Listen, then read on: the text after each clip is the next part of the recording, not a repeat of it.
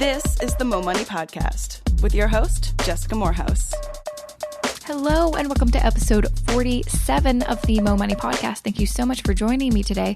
I'm really excited for this episode because we are talking about education, post-secondary education. We all know that gone are the times where you can just graduate high school and get a good job. You cannot do that anymore. Sorry, that just does not exist. You have to further your education either by going to a technical school, university, college, whatever. And even still, it's not very easy to get a job. Am I right? But no matter what, we still have to go to school. And so today I'm talking to Brad Baldridge. He's a financial planner at Baldridge College Solutions. And his whole thing is teaching parents about how they can make smart decisions when it comes to paying for their children's education, finding ways that they can save, when it comes to tax credits or grants, scholarships, everything like that. So in today's episode, we're going to talk about ways to save and how to be smart with your money so you don't graduate with $50,000 in debt. It's an epidemic and, something needs to change. And before the rules change, it's best to just do what you can do to prevent getting into debt, for higher education. So I hope you enjoy this episode right now.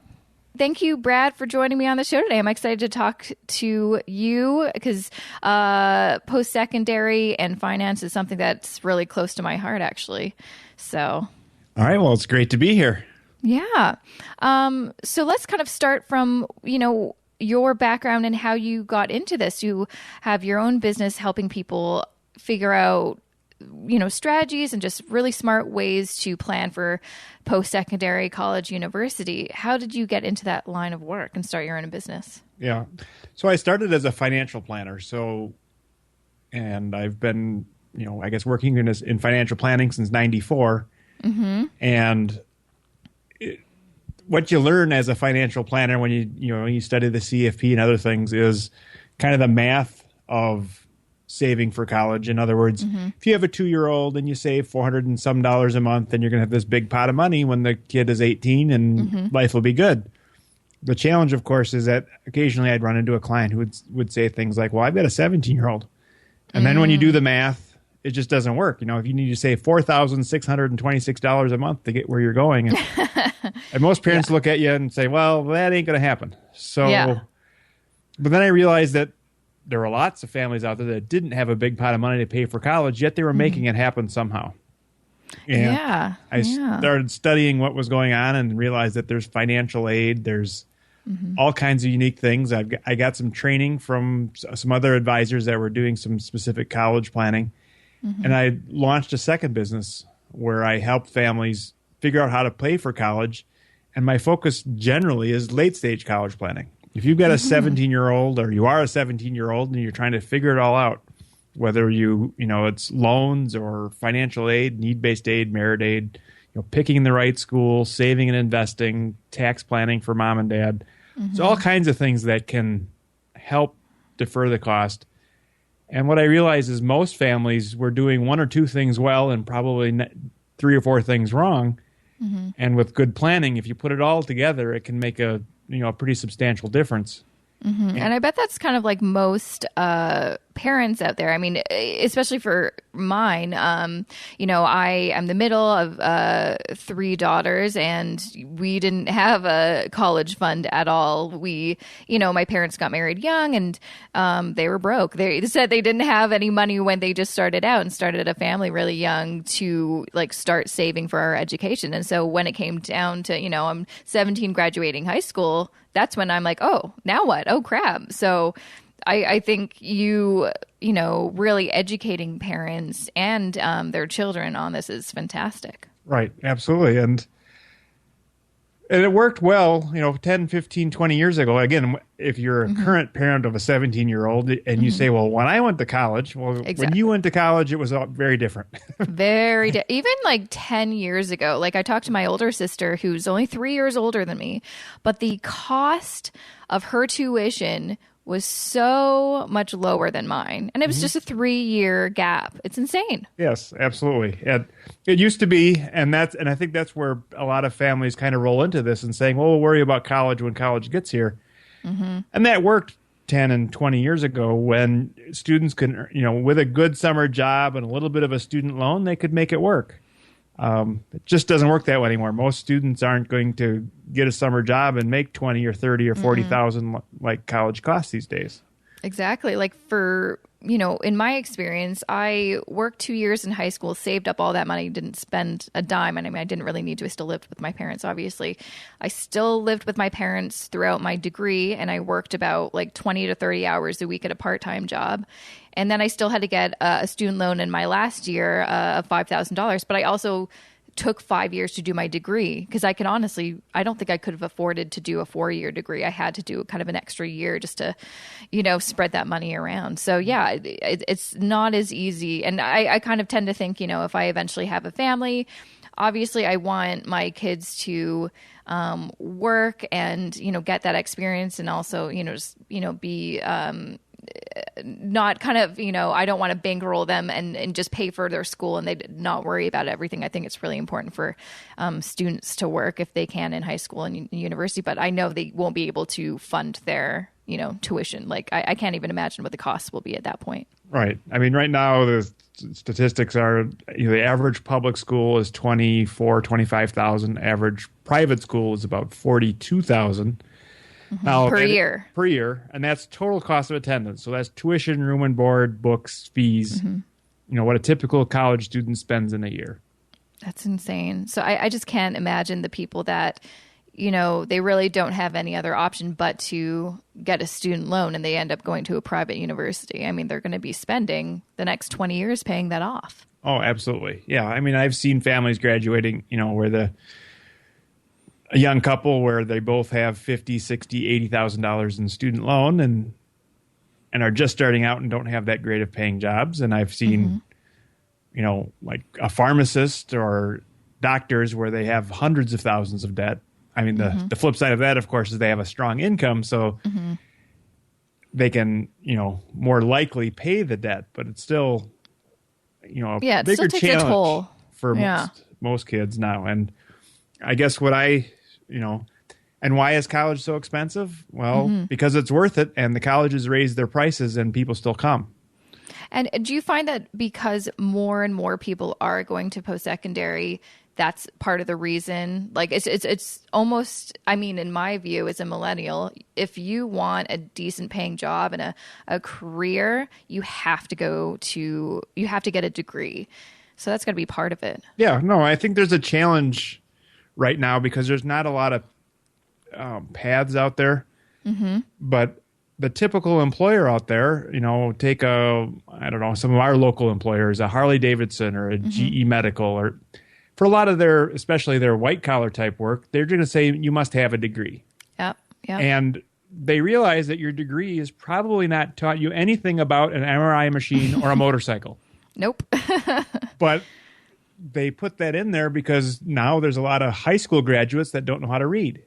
So it's a bar that they can put in. They don't get sued if they say that. Yeah. So they raise the bar for everyone, realizing that they're still going to do some on-the-job training. But as long as they get enough qualified applicants, there's no reason for them not to do that. Yeah. And also in my experience, it's, one thing to go to university and get that degree. But for me to actually get a job, I mean, I didn't know what I wanted to do after university. I went to a university and got a degree in filmmaking because I wanted to be a filmmaker and realized, that's not really the best path for me. And so I had to go back to school. And that's another kind of reality that I think a lot of us millennials are realizing. And, my younger sister is in her last semester of university. And yeah, she's going to have a bit of a tough time, I think, realize, she's also doing an arts degree. I mean, it's tough. You need to get a good job. You have to get a degree, and then you may even have to go back to school. Yeah, absolutely. I was at a presentation recently, and they talked about how most graduates today can't really think of it like, again, that it was 10 and 20 years ago where I've got my education, now I'm done. It's like, well, I've got my education for now. I'll go to work for a while, but I'll probably need to come back for education. And some colleges now are starting to, propose or think about what education might look like in the future. And Stanford did a study, I think it was, and they mentioned that they might set up a system, or they could set up a system where once you're accepted, you get 6 years of education. And maybe it's a 2 years and then back to work, or maybe it's a 4-year degree and then you work for a while and come back for a master's, and you can kind of divide it up however you want. And just over your lifetime, you're welcome to come back and for 6 years once you've been accepted. And there's, there'd be a lot less of the rules and regulations about, well, a 4-year degree, you start here, you go for 4 years, then you graduate. It might be 2 years and then work in between and internships, and a much more complicated system. Yeah. More flexible system, I guess, might be a better word. Yeah. Yeah. I mean, that might be something that happens. But so let's kind of get into what are some of the things that you see parents or their children doing that are kind of holding them back to, what are they kind of doing wrong? What are some of the most common mistakes that people are doing wrong that aren't kind of doing them any favors, that may, put them into debt or, not prepare them for the financial aspects of post-secondary education? Right. I think some of the big mistakes out there would be, for example, not understanding need-based aid. I've had a lot of families tell me that they're going to qualify for aid, and when we do the math, they don't. Or conversely, I've had a lot of families say, well, there's no way we're going to get aid, and they, in fact, will qualify. So I think how need-based aid is calculated and how it works for most families, you really need to understand it for your particular situation. It's basing it on what your brother-in-law did, or the family down the street. Chances are your situation's different enough that you really need to figure it out for yourself. Because like I said, I've seen families earning $75,000 a year not qualify for need-based aid, and I've seen families earning $300,000 a year qualify. So how is that possible? Well, I'm just curious. It's not entirely based just on how much did you earn. It's also based on how many students the parents are supporting, the price of the schools you're considering, other assets and resources that go into the calculation. Okay. And then other awards like need-based scholarships and so forth would also be part of the puzzle. So it's not as simple. Now, granted, if you're going to the low-cost local state university and there's only one student, you're less likely to qualify for aid than if mom and dad have 3 kids and they're going to the expensive private schools. Interesting. But where that line is different for everyone. So you really need to understand what you're getting into and work that through. And by this financial aid that you're talking about, you're not talking about a loan. You're talking about like a bursary or a grant or something like that? Yeah. So I would say that as far as what's awarded, it's grants and scholarships, which would be money that's not paid back. It would also potentially be loans. It could be work study, could be, low interest loans or deferred loans. So there's all the kinds of financial aid package includes lots of different pieces. And then many families, just take the whole package, but you don't have to in most cases. In most cases, you can say, well, I'll take this grant and this grant, obviously, because it's free money, and I'll take the scholarship.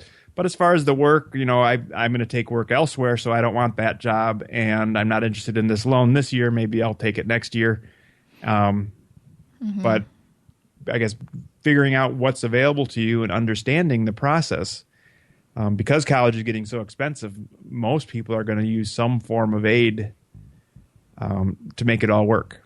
Absolutely. I mean, for myself, I think the big reason I was able to afford university right off the bat, not just, working, was I got a scholarship for my first year that paid my first year's tuition. So that was very helpful. That was a big weight off my shoulders. And I don't know if it would have been tricky. I would have had to get a larger loan and more loans if that weren't possible. And I'm glad I did my research, because there's a lot of people that I know that were in my high school grade that probably could have gotten grants or scholarships, but they just didn't take the time to really look into it. And it's free money. It was free, thousands of dollars of free money. Right. Come on. Yeah, right? And that's another area. For a lot of families, it's a challenge, again, because if you think back to how busy you were your senior year. Oh, yeah. A lot of families talk about scholarships, but when it's all done, they don't actually do anything about scholarships because, quite honestly, there's a lot of parents out there. And if you're a parent, please avoid this this cliche, but where you essentially tell your student, you know what, you're in charge of scholarships. Go find a bunch of scholarships and win a bunch of money for college. That's your job. A typical 17-year-old is going to say, okay, I understand it's my job, but I have no idea how to do my job. Yeah. I don't know where to start. I don't know how to do it. So where I've seen scholarships be successful, it's a family affair. Mom and dad are involved. Hopefully they're not writing the essays or doing that type of thing, but they certainly can do some online research to find the scholarships, or they can collect the envelopes and stamps for the old style scholarships that are still paper, and they can, keep things organized and proofread an essay or do whatever else needs to be done and kind of, or take chores off the student for every Sunday afternoon so they can work on it if that's what needs to be done. Yeah. But again, for a lot of times, I think families really need to understand. Now, the flip side of that is some families will work on it, and ultimately it's kind of a waste of time because they're not going to do it well. The student's not motivated to do it.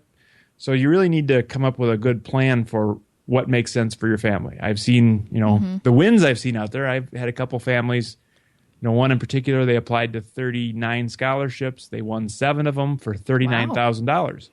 Wow. That's worth it. That sounds like a lot of work, though. Exactly. How long does it take to do 40 scholarship applications? It was, it took them, better part of a year to work from when they started to when they finished. Now, granted, it was all worth it. And that was a lot of money, and it's a lot more than the student could have earned any other way.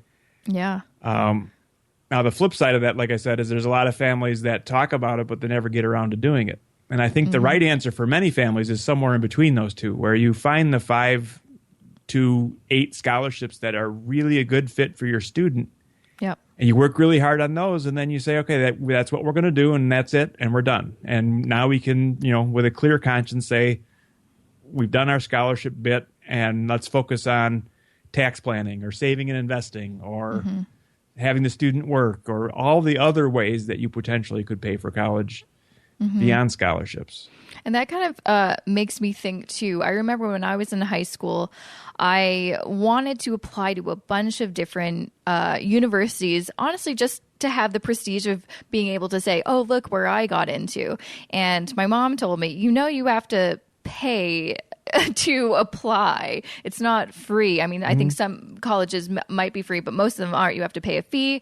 There's the cost of mail and all that kind of stuff. And so I ended up, just rethinking my plan because I knew I wasn't going to go to a school outside of my city. So I just applied to the ones that I knew that I would, actually go to if I got in. And that saved me a lot of money and time or whatever. And so I know that's something that you've kind of preach is choosing schools. Don't just kind of apply to wherever, but be strategic in what schools you apply for. Absolutely. And I think there's not only apply to the right schools, but know ahead of time what you're getting into. Yeah. Again, another story. I have families every year in my office really late in the game, end of senior year, and they say things like, well, we applied to these 5 or 6 schools, and the first 3 we were denied, and this one we were waitlisted, and the one school that we have left is really, really expensive. What are we going to do?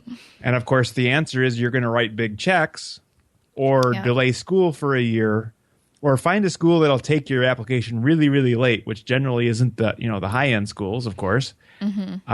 Or go to community college for a year and then try again next year. But whatever it is, it's not a good answer. The much better answer is do a better job a year ago when you put your list together and really understand what you're likely to pay at a school. And I think that's where I help a lot of families, and I'm working on put that stuff on my website as well. But how to figure out how much you're actually going to pay ahead of time so that you look down the list and not only are they a good fit, from a student, socially and academically for the student, but they're also a good fit financially, where if they are an expensive school and you can't afford the expensive price, are you likely to get a merit scholarship or some sort of need-based scholarship? And if you know that, then although the sticker price is $50,000, your likely cost is more like $25,000. Oh, well, then maybe that, $25,000 at this private school is about the same as $25,000 at this public school.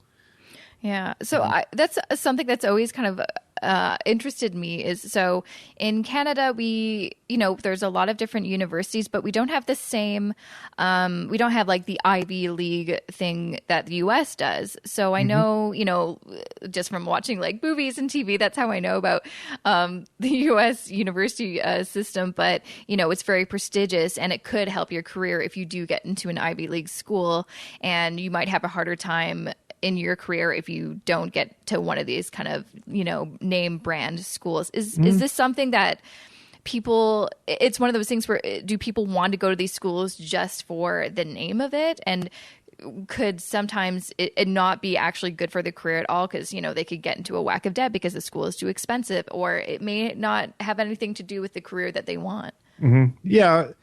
Yeah. So certainly there are situations where people pay they pay for the name brand. It's no different than buying a purse, right? If it's got the right name on it, it's going to cost $1,000, and it holds your stuff pretty much the same as any other purse. Yes. But you bought it because it had the name on it. And a lot of times you bought it and it's got the name on it, and you want other people to know it has the name on it. Yeah. There's that kind of thing going on with college where people want to say, I graduated from here, or even parents saying, my kid got accepted here. My kid's going to graduate from there.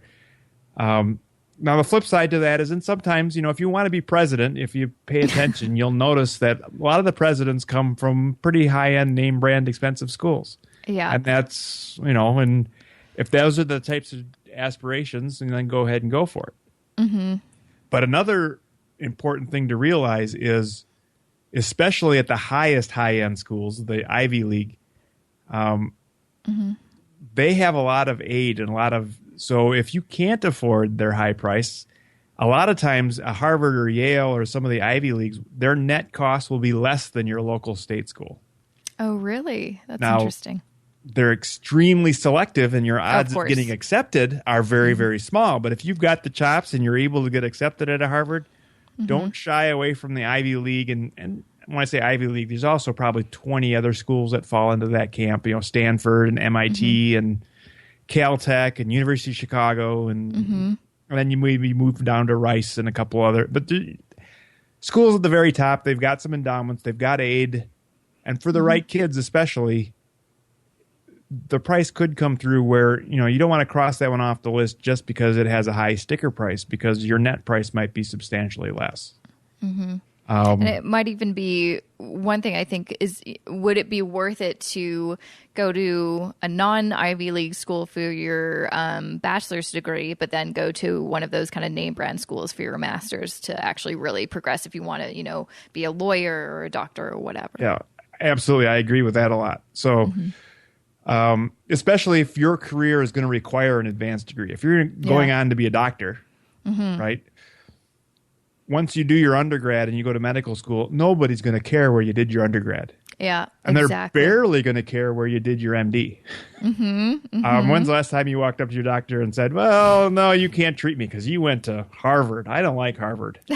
Or whatever, pick a school, right? It just doesn't happen that way. The reality of it is, it might help you in your first job. It might help you in various ways. I think the much stronger thing is a good, strong alumni network. Is what potentially you're getting at some of these schools. Now, those strong alumni networks are available at a lot of places. And, some of the work that I've done is, and some, podcast interviews, I've talked to a lot of people that say things like going to school on purpose and taking advantage of what's there. It doesn't matter what school you're at. Most people don't take advantage of the alumni office, the placement office, the student services offices that are available, all the various help and career advancement and all kinds of things that not only can you take advantage of now, but further into your career. I mean, if you stay actively involved in the alumni networks and that kind of stuff, that, and some colleges foster that better than others, but most colleges have realized that that's a value that they can add. So, but you got to plug into it. They try and keep track of where you are and keep you involved. But if you don't play your part, they're not going to be able to hook you up as far as job opportunities, et cetera, if they don't even know where you are anymore. One other thing I wanted to touch on, because you mentioned it briefly, was one thing that you suggest is something to do with taxes. So what are some of the strategies that you have to help save people money when it comes to taxes? Right. So there's a lot of tax breaks that are associated with higher education. Again, because the government's trying to encourage us to save, as an example. So they offer college savings plans where we get some tax breaks of various types. They give you a tax break if you actually pay tuition. So you can get it's the opportunity credit. So it's a $2,500 credit if you pay $4,000 of tuition for one of your dependents. So if you're, a lot of times it's parents paying for the student, and that's how they get the credit. But if you're an independent student going back to school or something, adult learner or whatever, you might be able to take the credit for yourself.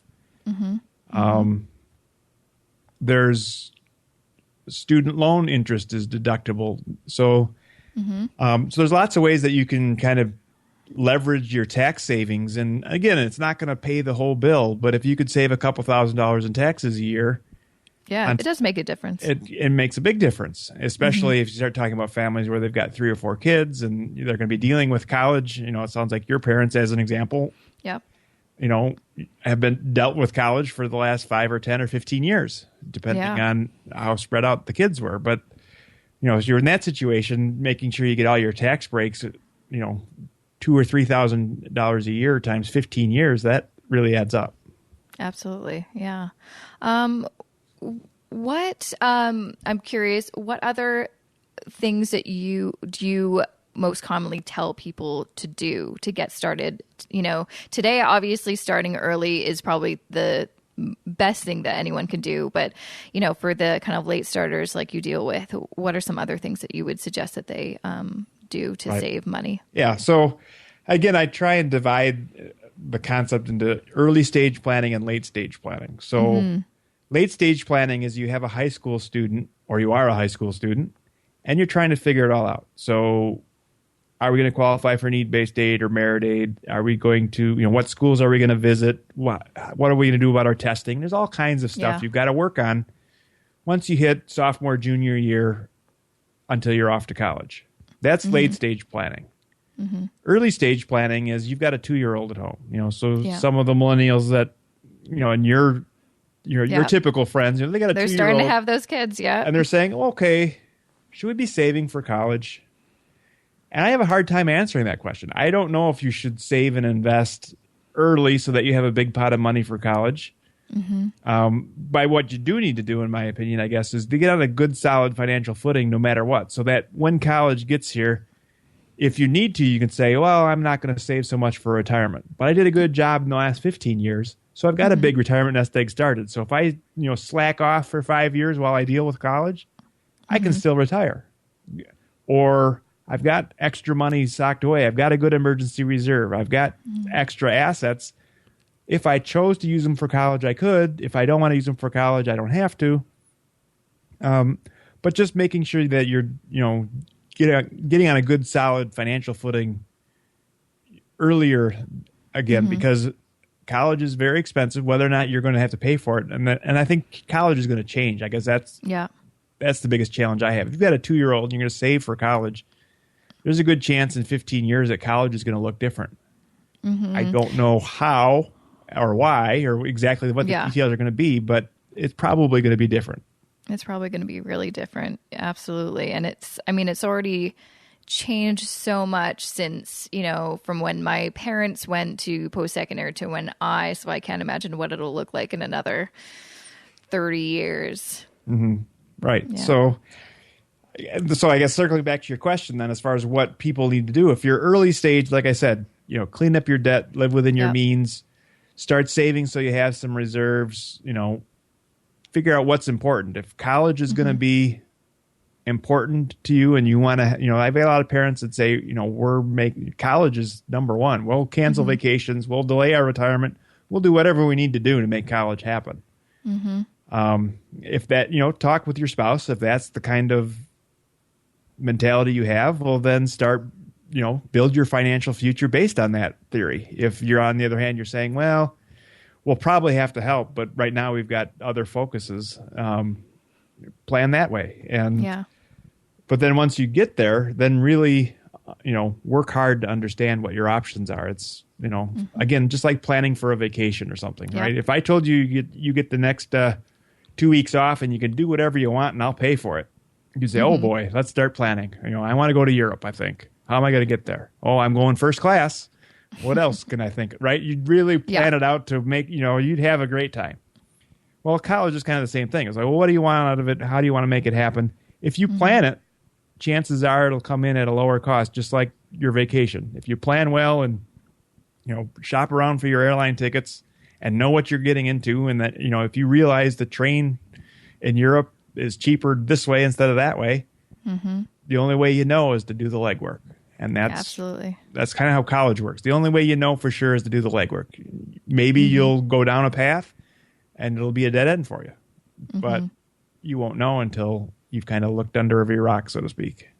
Exactly. So the key is to do your research and to have a plan. Yes.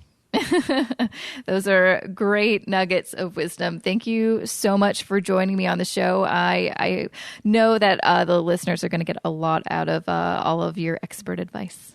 All right. Well, thanks for having me. And that was episode 47 of the Mo Money Podcast. Thank you so much for listening to this episode. I hope you really liked it and got a lot out of it. Make sure to check out the show notes for a bunch of resources that I'm going to include of Brad's, because he just knows so freaking much about the post-secondary game, which I love. So make sure to check them out at jessicamoorhouse.com/47. And also make sure to check out Brad's blog and podcast, both aptly named Taming the High Cost of College. You can, of course, check out his podcast on iTunes, but I will include links to everything in the show notes at jessicamoorhouse.com/47. And again, if you love this episode, which I hope you did, please leave me an iTunes review. I love reading them. I'll read them out loud on a future episode.